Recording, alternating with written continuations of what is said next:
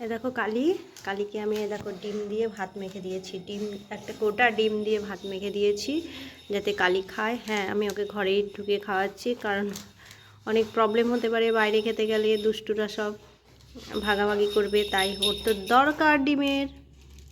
হ্যাঁ, ছোটু কিছু বলে না, দেখো ছোটু কিছু বলবে না, কিচ্ছু বলে না ছোটু, ওর তো একটু খাবার দরকার না।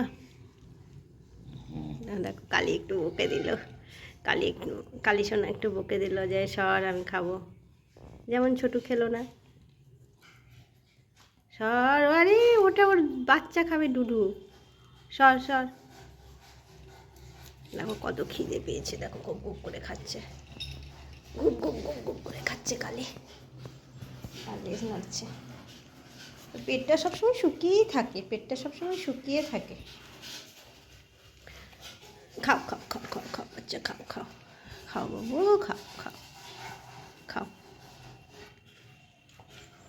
ওর খাবারের দরকার তো, খেতে পায়। এখন তো শরীরটা ওরকমই থাকবে না, সদ্য বাচ্চা দিয়েছে, তোমরা কেউ চিন্তা করো না। ও দেখো কি সুন্দর খেয়ে নিচ্ছে গুপ গুপ করে, একদম ডিম সিদ্ধ দিয়ে ভাত মেখে দিয়েছি, একটা গোটা ডিম দিয়ে। ওর তার জন্য খুব ভালো লাগছে ওর খেতে, কারণ ওটা ওইভাবে খাবে না, ভাতগুলোও খাওয়া হবে, ডিমটাও খাওয়া হবে, সব খুঁজছে। আবার খুব তাড়াতাড়ি দৌড়াবে আবার, এই এই এই এই চলো, ওটাতে কিছু নেই, ওটাতে কিছু নেই। খুব টেস্টি টেস্টি খাবার লাগবে না? হ্যাঁ, ওটা খাও, ডিম সিদ্ধ ভাতটা খাও আগে, ভাতটাও কাজে লাগবে আর ডিমটাও। হ্যাঁ, খেয়েছো খেয়েছো তুমি? এবার দৌড়াবে, একদম বাইরে দৌড়।